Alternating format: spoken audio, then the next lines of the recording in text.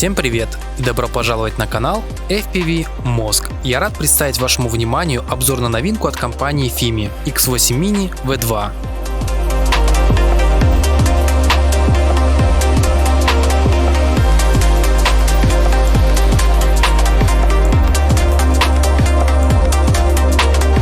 Обзор был подготовлен совместно с Романом Николаевым, он же автор YouTube канала Роник. Присаживайтесь поудобнее, ну а мы начинаем. Спонсор ролика – магазин FlyDrone. Тут вы можете приобрести продукцию топовых брендов, огромный выбор товаров, быстрая доставка и самые низкие цены – все это ждет вас в магазине flydrone.ru. Магазин занимается прямой доставкой дронов FIMI, и актуальные цены можно посмотреть по ссылке в описании. Приятный бонус – бесплатная доставка. X8 Mini V2, далее V2 – это обновленная версия предшественника. Хотя в плане дизайна корпус не сильно отличается от оригинального X8 Mini, далее V1, большая часть железа была улучшена. Обо всем по порядку. На первый взгляд он ничем не отличается, как мне кажется, от первой версии. Но, как заявляет производитель, по ТТХ он немного отличается. V2 выпускается в одном белом цвете. Производитель выпустил две версии АКБ – Intelligent Flight Battery и Intelligent Flight Battery Plus. Соответственно, увеличена и автономность – 31 или 37 минут зависания в воздухе. Камера оснащена новой улучшенной SMOS-матрицей от Sony. Увеличен диапазон ISO для фоторежима от 100 до 3200. Также добавлен шестикратный цифровой зум. Система передачи видеопотока претерпела изменения. V2 оснащен новой технологией TDMA HD третьего поколения. Незначительно увеличена максимальная дальность отдаления от пульта – 9 километров. Увеличили дальность по связи, то есть заявляется сейчас, что он летает до 9 километров. Мы летали тут немножко совсем, но качество картинки достаточно хорошее. Он на 700 метров улетел вообще без проблем, даже вот за деревья улетел. То есть картинка достаточно неплохая.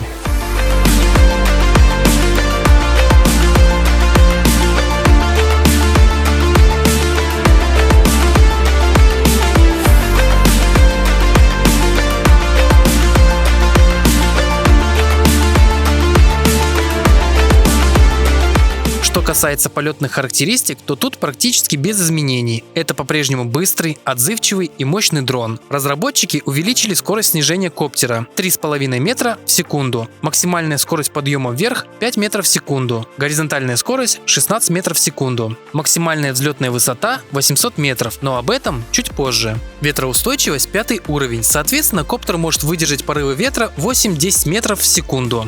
Дрон позиционируется под GPS, GLONASS, Beidou и Galileo, но несмотря на это, разработчикам FIMI так и не удалось добиться стабильности при зависании на месте. Дрон постоянно уносит как по горизонтали, так и по вертикали, причем вне зависимости от количества пойманных спутников. При зависании дрон очень сильно болтается. Может быть, так отрабатывают датчики, но дрон висит и может спокойно вот так вот плавать вверх-вниз, причем достаточно сильно. При взлете в авторежиме он взлетает, например, и может вот так вот в сторону немножко отлететь, зависнуть. При полете по прямой над землей, то есть над травой, он летит и вот так начинает снижаться.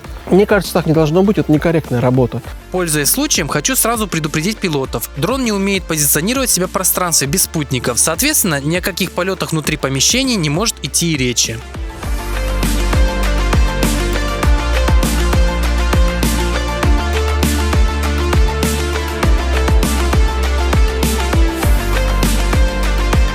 Как и говорилось выше, камера V2 претерпела незначительные изменения. Теперь она оснащена новой 12-мегапиксельной SMOS-матрицей от Sony. За обработку видео отвечает процессор HiSilicon ISP последнего поколения. Угол обзора 80 градусов, эквивалентное фокусное расстояние 26 мм, максимальный битрейт 100 мегабит. Доступно два кодека H264 и H265. Советую снимать в H264, так как H265 более требователен к системным требованиям компьютера при монтаже. Для пользователей со слабым ПК коптер заботливо создает прокси-миниатюры.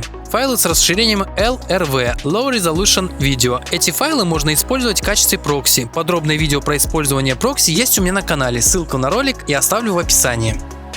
В целом, лично я не заметил существенной разницы в качестве видео. Это по-прежнему неплохой программный апскейл, как и на V1 версии. Но справедливости ради стоит отметить, что разработчики решили проблему с завалом горизонта и убрали виньетирование. Теперь картинка смотрится максимально приятно и не требует дополнительных манипуляций при монтаже. Но стоит отметить довольно низкую детализацию видео. Если брать за эталон картинку от Autel EVO Nano Plus, то при сравнении сразу видна пропасть между моделями. Но не стоит забывать про ценник – $329. Пульт управления. Контроллер не претерпел никаких изменений. Это по-прежнему неплохой пульт со своими плюсами и минусами. К плюсам можно отнести необычную раздвижную конструкцию, качество пластика и сборки, автономность, эргономичность. К минусам неудобное крепление смартфона и не совсем удачное расположение гнезда Type-C. Лично от себя отмечу, что компания Fimi совершила большую ошибку, выпустив урезанную версию пульта для мини-версии, так как на старших моделях идеальный пульт. Я, в принципе, вот к таким конструкциям пульта отношусь негативно. Мне он не нравится. Я, наверное, покажу сейчас на камеру. Очень невысокий, место для телефона. Если телефон чуть потолще, то он будет выскакивать вот из этой, из держателя. И, не очень это удобно. И можно в полете уронить телефон, потерять связь с дроном. Это реально... То есть, если вот на этот телефон надеть чехол, то он уже держаться не будет. Управление по Wi-Fi. В 2021 году я выпустил полноценный обзор на V1, но, к сожалению, я не мог протестировать управление со смартфона без использования пульта. На V2 этот режим работает без нареканий. Для того, чтобы его активировать, необходимо перевести тумблер, после чего в списке сетей появится устройство X8 Min. Переходим в приложение. Запускаем дрон. В интерфейсе приложения появляются виртуальные стики, с помощью которых можно управлять дроном. Как и ожидалось, качество трансляции оставляет желать лучшего. Максимальный предел – высота 50 метров при дальности 100. Неплохая функция, если вы каким-то чудным образом забыли взять с собой пульт. Точная посадка. Приятное нововведение, которого не было в версии V1. При автоматическом возврате на Home Point дрон опускает камеру и приступает к поиску посадочной площадки. При ее обнаружении коптер корректирует спуск и приземляется на площадку.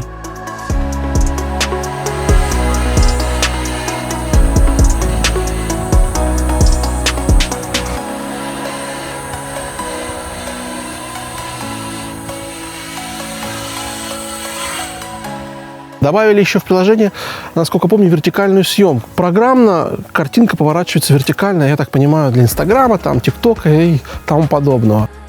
Отображение Home Point. Интерфейс приложения V2 мало чем отличается от V1, но в V2 внедрили полезную функцию отображения точки дом в режиме реального времени, непосредственно на трансляции видео. Теперь вы всегда можете понять, где находится точка взлета. Очень удобная функция, я был приятно удивлен. То есть вы летите, поворачиваете дрон в свою сторону, и вы видите прям конкретно точку дом не на карте, не на радаре, а прямо именно на экране. Это прикольно. Умные режимы. Интеллектуальные режимы не претерпели изменений. На моем канале есть максимально подробное видео про использование умных режимов, но мне было интересно, как работает Smart Track при отслеживании автомобиля. Переходим в умные режимы, выбираем Smart Track, выбираем объект, нажимаем кнопку Go.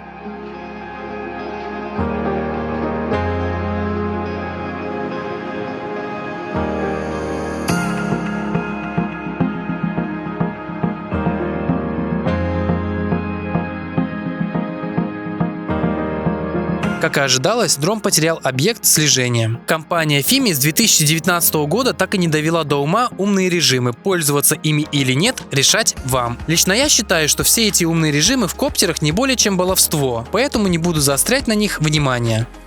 И еще самый главный минус, этот минус, наверное, больше для меня и, наверное, для тех любителей полетать в России в условиях нынешней ситуации, даже если вы летаете по разрешению, это шумность. Он очень шумный. Он реально очень шумный. Я его сравниваю с теми дронами, на которых летал. Мини-2, Хапсаны, Зина Мини. Autel Nano, ну, Mini 3 вообще не в конкуренции, вне конкуренции. Он очень громкий, его слышно очень далеко, реально далеко. На высоте его слышно очень сильно.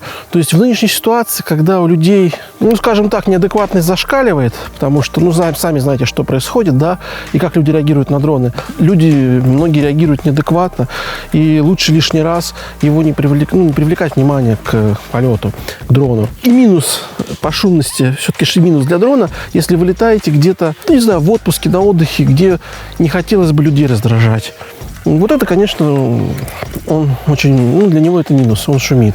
Является ли он конкурентом DJI? Безусловно. Но вспомним 2019 год. Выход Fimi X8 SE. Я как сейчас помню, как сделал предзаказ новинки. Благодаря именно X8 SE я сделал свой первый ролик на YouTube. И тогда, в 2019 году, он действительно произвел фурор. У Fimi был шанс оттеснить DJI, сделать свой уникальный продукт, по качеству не уступающий DJI. Но если тогда компании Fimi прощали все недочеты, наивно веря разработчикам о скорейшем исправлении недостатков, то сейчас, в 2023 году, доверие к компании угасло. Есть ли разница между DJI Mini 1 и DJI Mini 3? Да, причем колоссальная, как по программному обеспечению, так и по железу. Есть ли разница между X8 SE 2019 и X8 Mini V2? К сожалению, нет. То же самое ПО, те же ошибки. Прогресса нет. И если Autel шаг за шагом выпускает модели и раз за разом наносит удар по компании DJI, Fimi решили выпускать одну и ту же версию, меняя приставки 2020, 2022, V2 с минимальными отличиями по функционалу. Но как бы то ни было, я верю, что Fimi поменяет свою стратегию и выпустит на рынок достойного конкурента DJI, как это сделали разработчики Autel.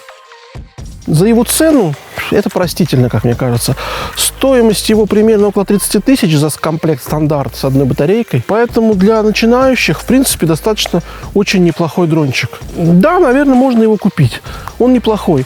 Учитывая цену, учитывая его комплектацию и ТТХ, в принципе, для новичков это очень достаточно неплохой дрон. Стоит ли Fimi X8 Mini V2 покупки? Безусловно, да. Особенно за свою цену. Рекомендую ли я его к покупке? Да, рекомендую. Особенно для новичков или непривередливых пользователей. Ведь за свой небольшой ценник дрон предлагает функционал, которого нет у DJI Mini 2. Да, у вас будет чуть хуже качество. Да, не всегда получится снять задуманное с первого раза. Да, нужно будет досконально изучить все настройки. V2 неплохой дрон, со своими болячками, но с прямыми руками вы сможете снять неплохие кадры. Моя личная оценка V2, учитывая цену и функционал, 4 балла из 10.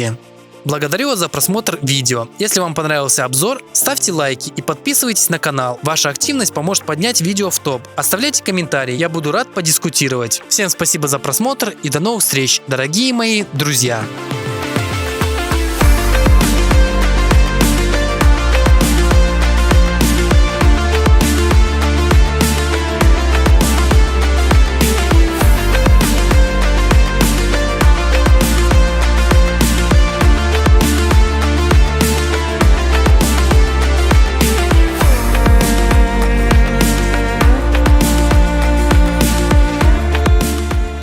Так, ребят, полетали немножко сегодня, но полет завершился немного неудачно. Вот этот человек в центре потерял дрон. Fimi улетел. Ну да, не вернулся с высоты. Видимо, батареечка подсела. Ветром его унесло в сторону. Ну, в общем, короче. Бывает. Нормально. Да, но мы не унываем. Да? Продолжаем летать. У нас неприятность. Виталька потерял дрон. Ну, блин, хрень случается. Ну, улетел на высоте 800 метров, на 500 метрах улетел, вернее. Это 100 метров, вернее, потерял связь. Да. И все, дрона нет. Но вот он не теряет надежду, стоит, ждет его. Хотя батарейка уже, наверное, села. В общем, печально, но бывает. Но ты успел отснять все равно все, не парься.